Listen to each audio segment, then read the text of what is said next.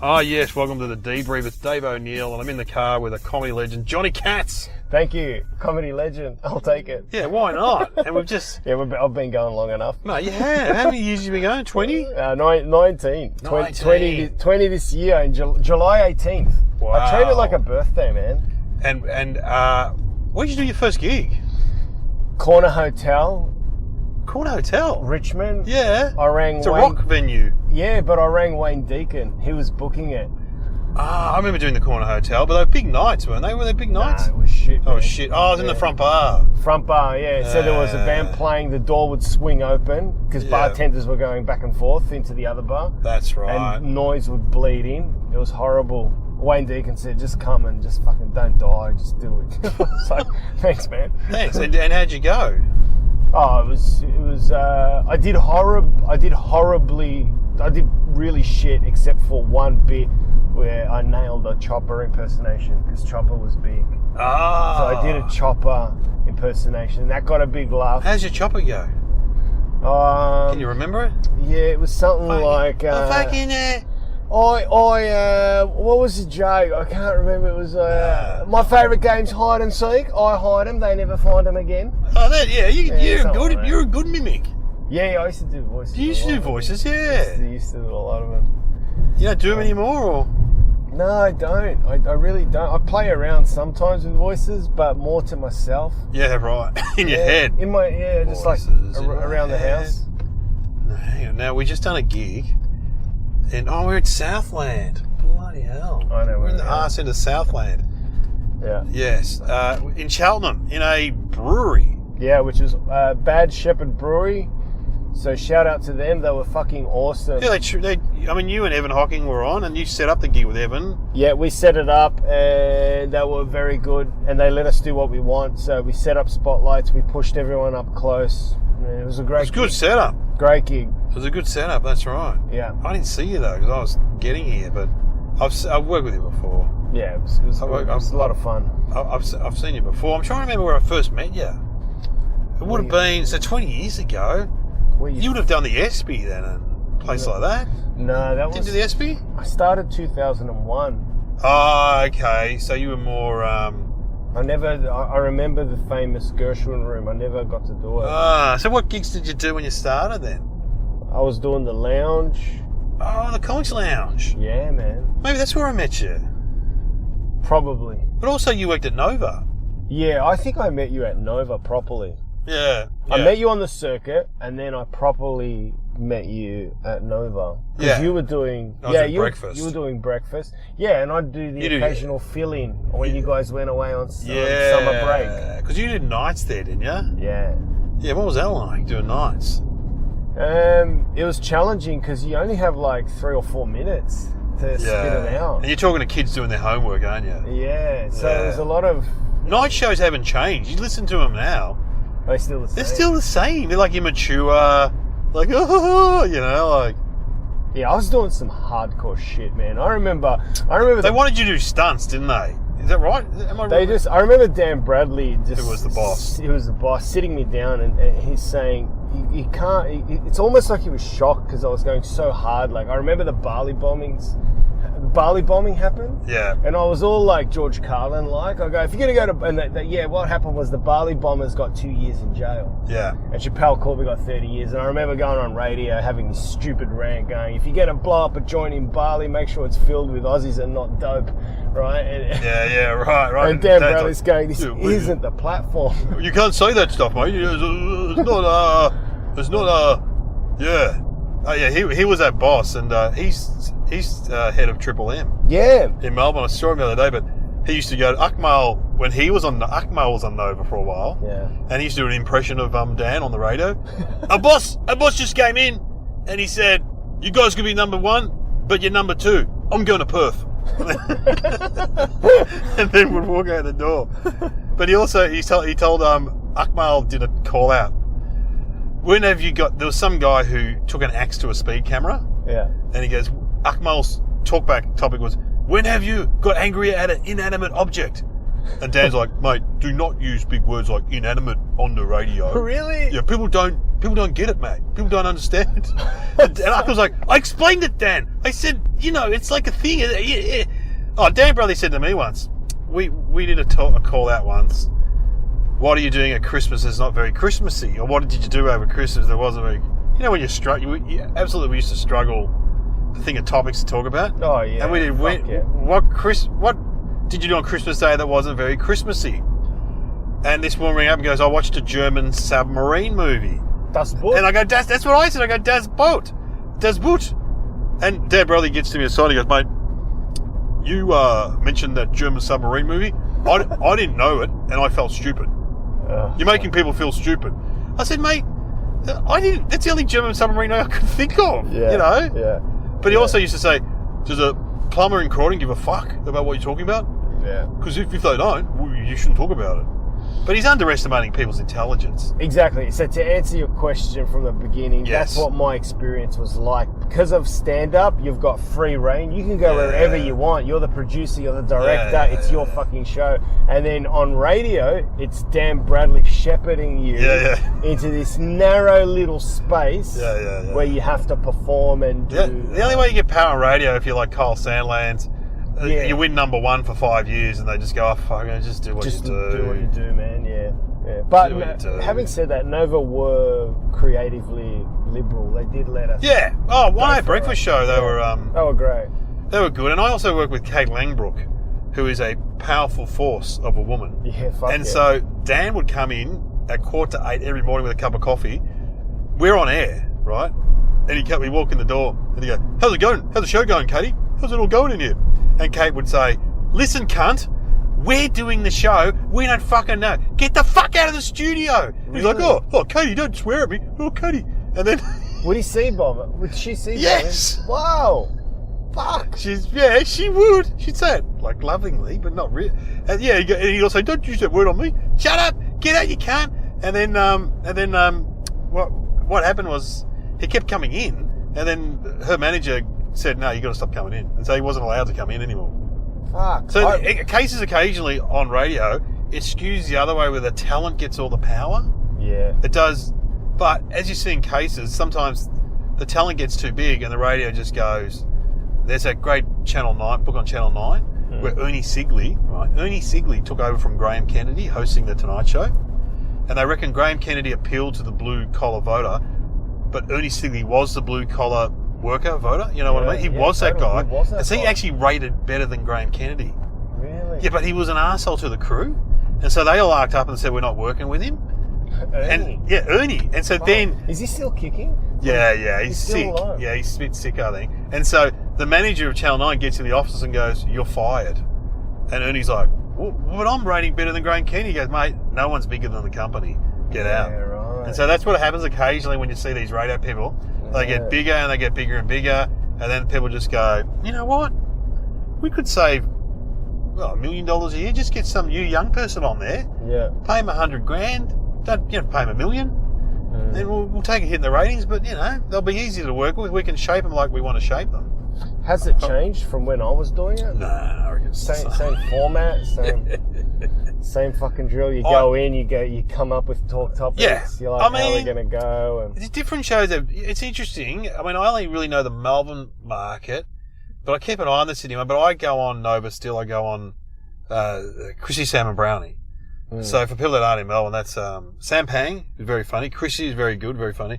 And Brownie, former Brisbane Lions champion, who's good too. He's very good, very funny. So that's a good, fun show to go on. But for example, they don't do that much talkback. They kind of just, I don't know, they just got a policy of... Swing towards a song or something. Oh, no, more make their own fun. Okay. And have a bit of fun, which is not a bad approach, because we took that approach. I mean, I worked on Triple R with Kate Langbrook for a long time before I did Nova, and we never did talk back. It just wasn't something that we did, and we just made our own fun. You know what I mean? So they've sort of all got that approach. So yeah, but radio hasn't changed that much.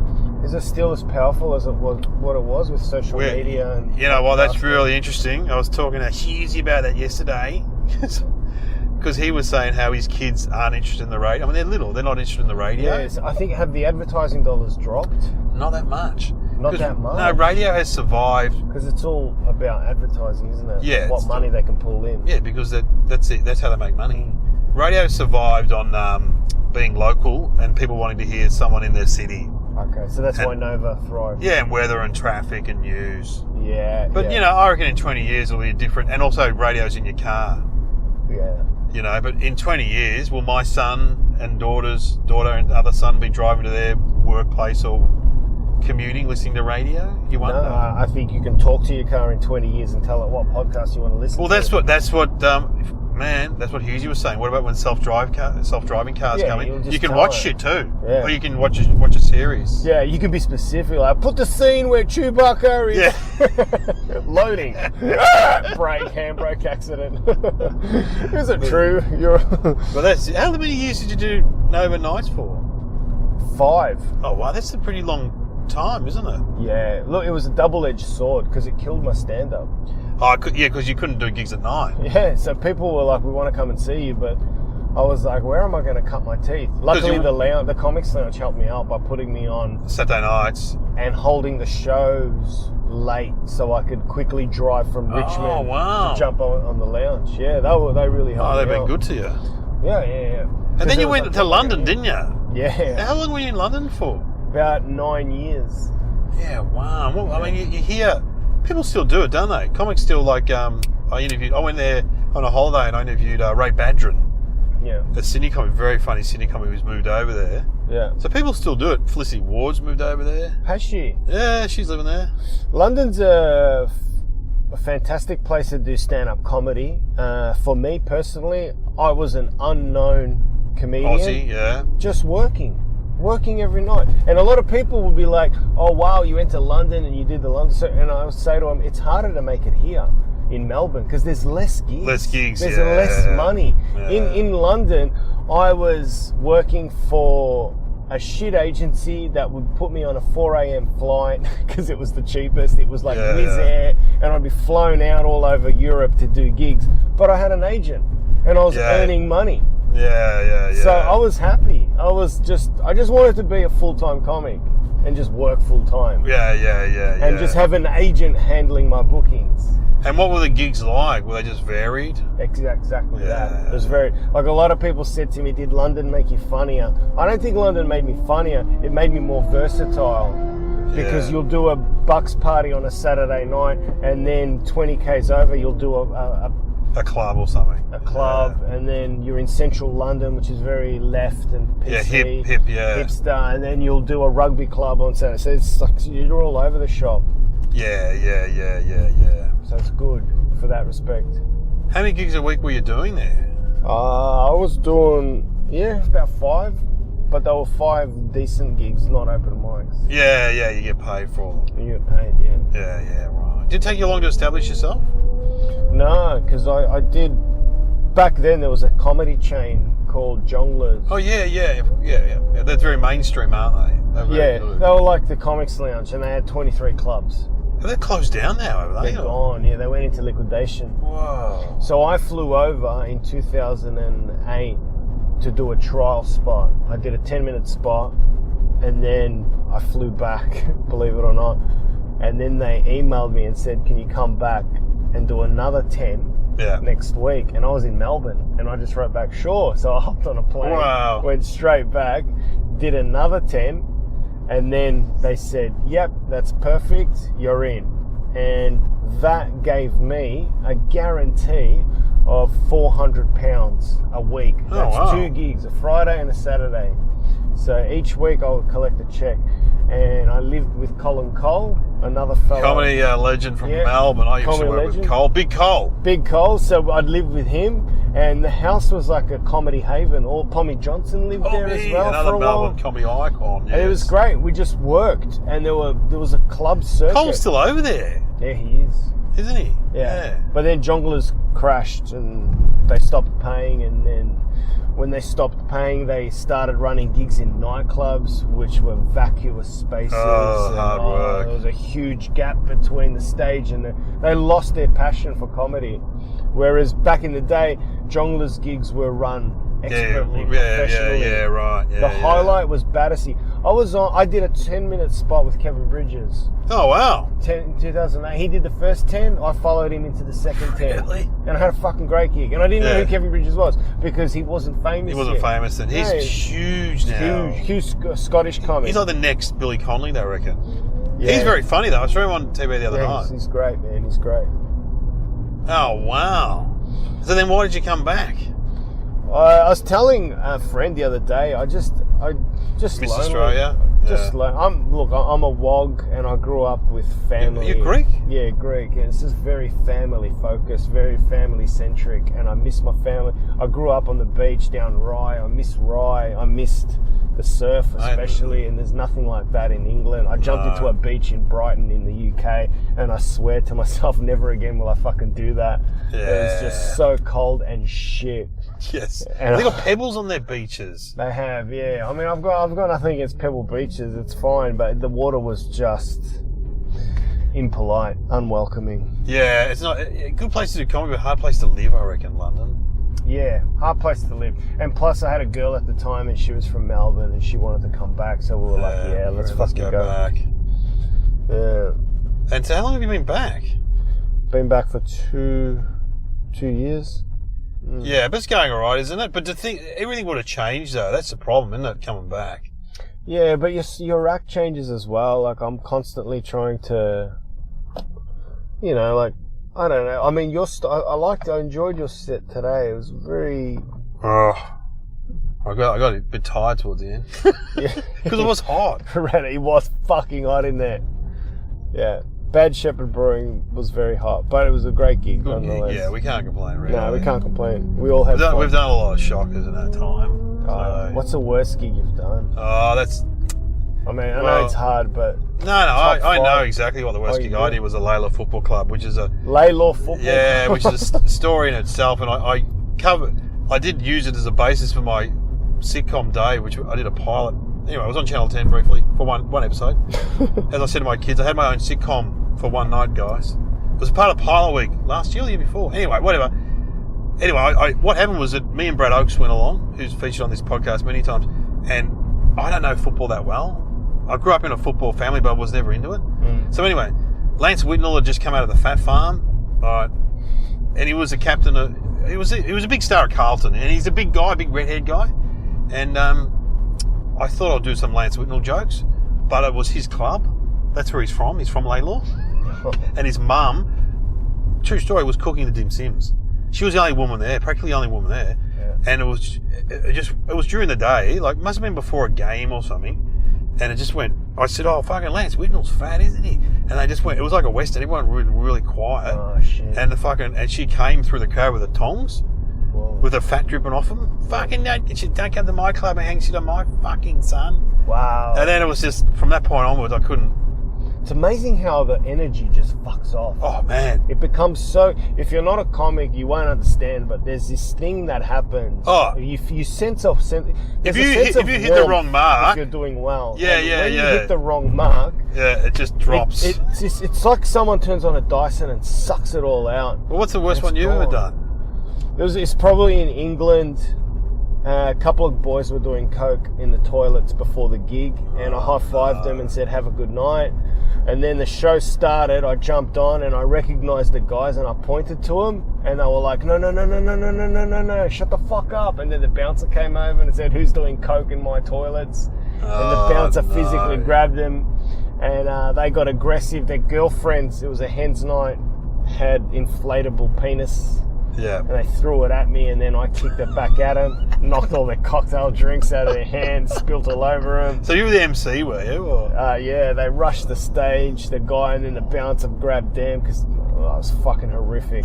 And then I tried to keep going. I did so bad that Dave Eastgate was on after me. Oh, Eastgate, yeah. David's Sydney comic, great bloke. Great comic, yeah. And he would remember this probably. Yeah, and I remember I did so bad that he baptised me as a Kiwi.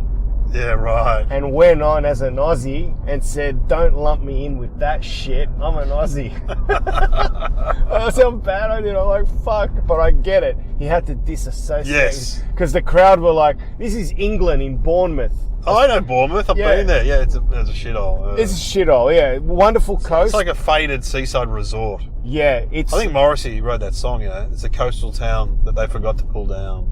Yeah, it's very pretty. It's from next to Brighton, but not as good as Brighton. Yeah, they lifted up their skirt and they let everyone destroy it because it was pretty, and they just let all these people build seedy bars. This shit. Yeah. It's like the Cross. So it's like, King Street. Yeah, I went and saw Matt Hardy there. Yeah. Because was Matt Hardy in London when you were there? He's another Melbourne comic. He was, but you know what they do? They never put Aussies together. Yeah. A common joke was that if two black acts are in the green room, the two black guys or the two black acts start laughing, going, "The booker made a fuck up."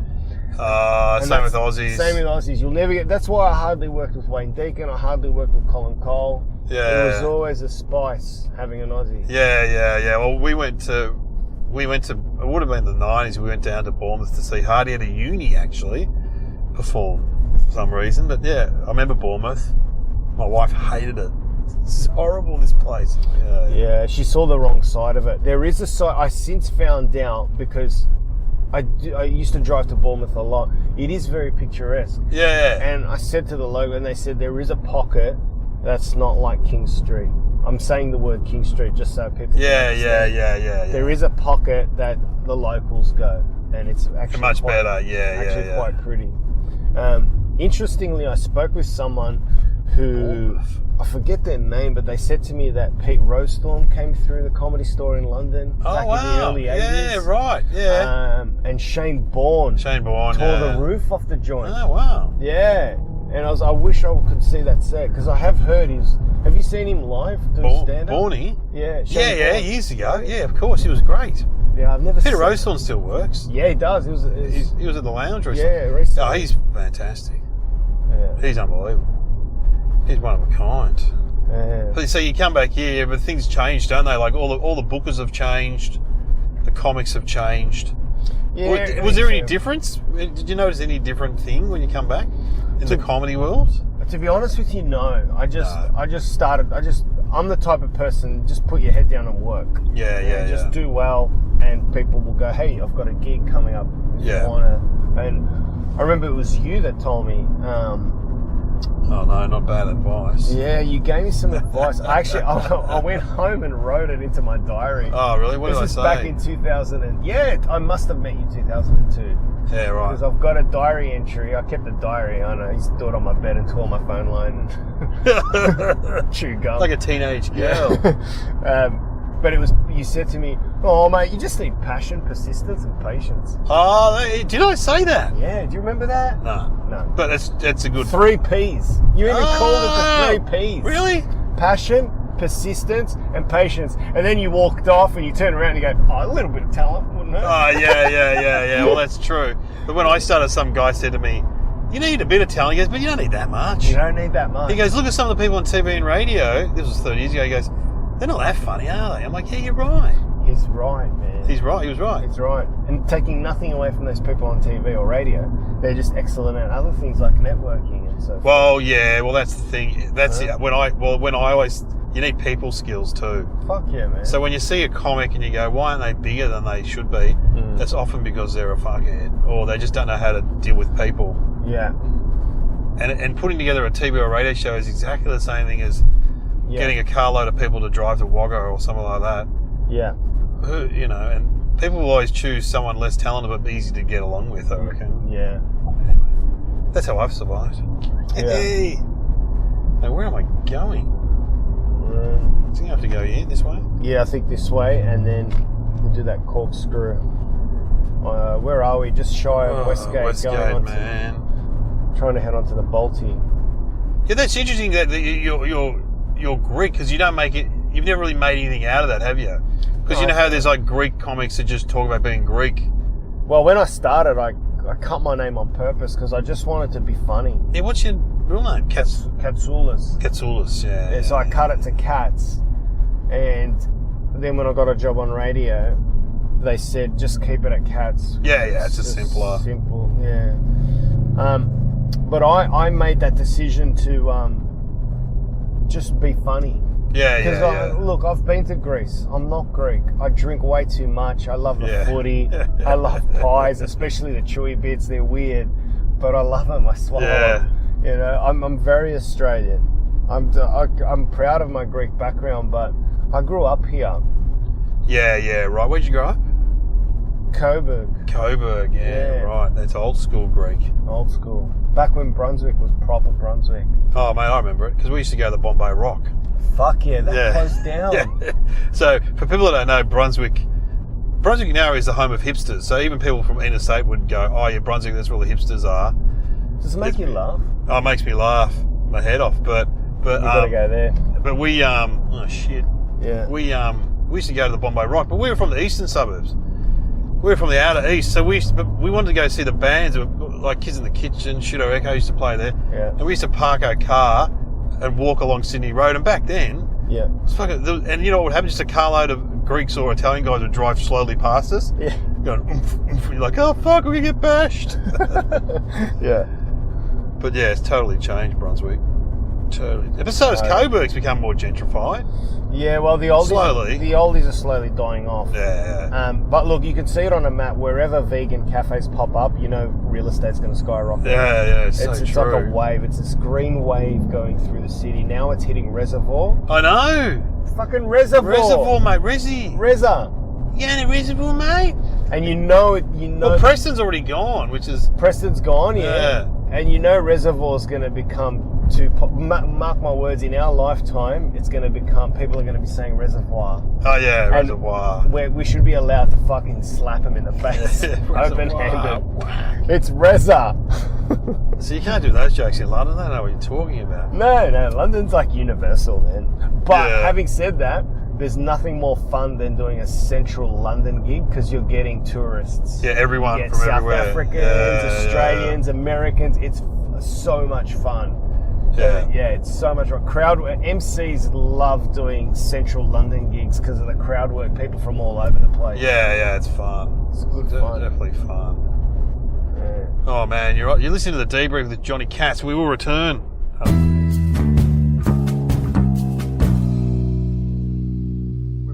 We're back on the Debrief, Johnny. I ask people the same questions every time. Okay. Now, what went well tonight with the gig and why? You can talk about your set, what in your set, or just the whole thing. Like, what went well, you reckon?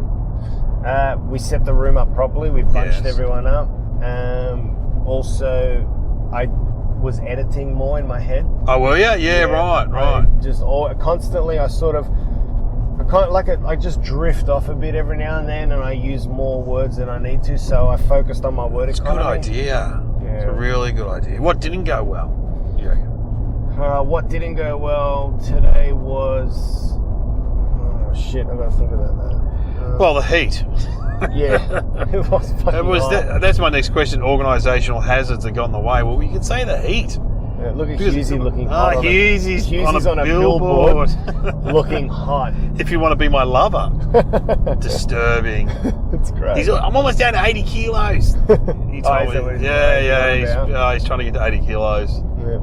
What about for you? What didn't work on your gig? I tell you what, the first 25 was great. Then I lost a bit of energy towards the end. Yeah, me and Hocko were going to be like marathon runners and run on and just run you across the line. Give me some water. Like, come on. But that's all right. You know when you start getting hot and exhausted, you go, well, I reckon the crowd is too. Yeah. Have you ever done gigs where you jump on stage and you're smashing so hard, this voice comes in your head going, fuck, how are you going to keep this up?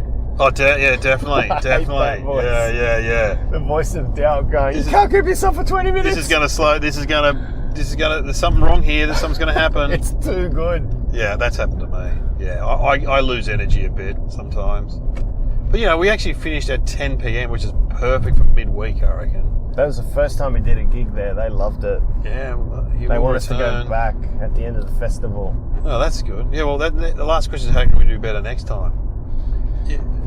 Maybe get a fan. Well, actually, it was so funny. Next to the stage, they had like one of those white fans. You should have turned it on. It was yours. That was part of the rider. I don't think it would do much, that fan. Yeah, it was nothing.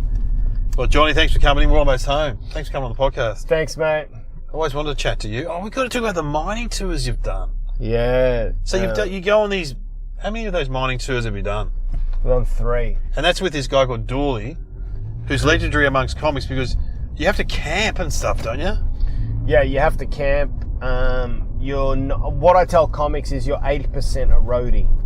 So be prepared to be a roadie for 80% of it. Right, and you'd be sweating your ass off. It's because it's tough. WA, isn't it? It's WA, it's very hot, you're in the Pilbara, so take a net over your face to keep the flies off you, because it's fucking horrendous.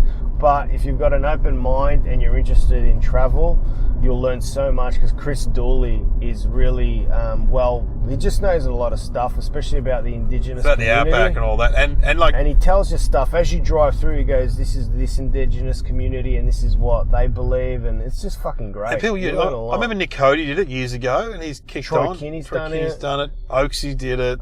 Yeah. He won't do it again, but... but is it...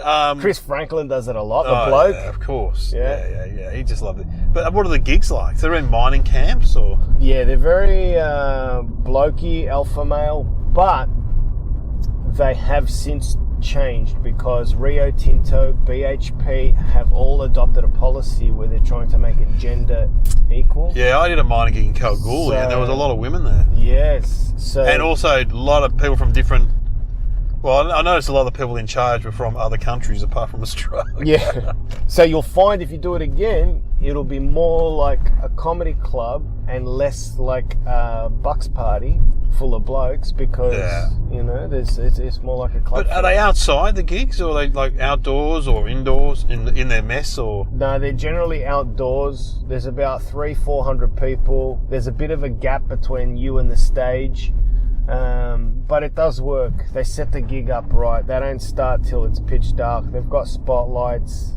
And it is an outside gig, but it's WA, so it's like 28. Yeah, and they'd appreciate you turning up, wouldn't they? They do appreciate you turning up. So afterwards, you have a few drinks with them, and all mid-strength, so you're just guzzling booze Jesus. to get a medium buzz. And then you sleep in a tent, not always, but sometimes. You sleep in something called a donga. Oh, yeah. I've slept in one of them. Yeah, they're just, mate, they're rough. Yeah. You think you're doing time. Yeah, it's like a prison. Yeah. You think you're doing time, and you open that door in the morning, and all you can see is like Martian landscape. There's just red earth to the horizon, but you should do it. Imagine being one of those guys who, now where the hell are we going? I don't know where we are. That's the main road there. Yeah. Kensington. I reckon the sat-nav says to go right. Oh, I didn't even know. I have to put the street in. I just put Kensington in. Oh, did you? All right. Go right. We'll sort this out, but thanks for coming on the debrief, Johnny. Yeah, thanks, Dave. That's good. Keep your eye out for Johnny Katz if you're in Melbourne, or you might be, or in a mining camp in WA. Could be coming your way. Thanks again.